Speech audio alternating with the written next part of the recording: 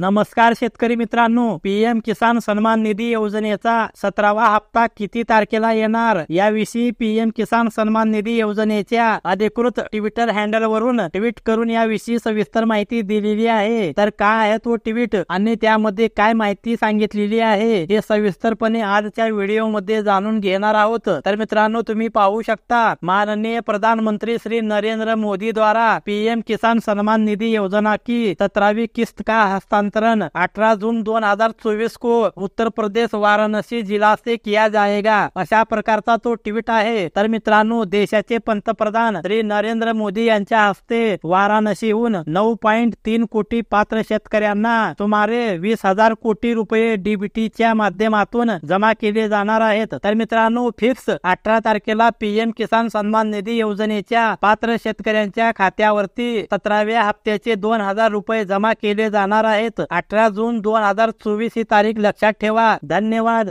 Jai Hind, Jai Maharashtra.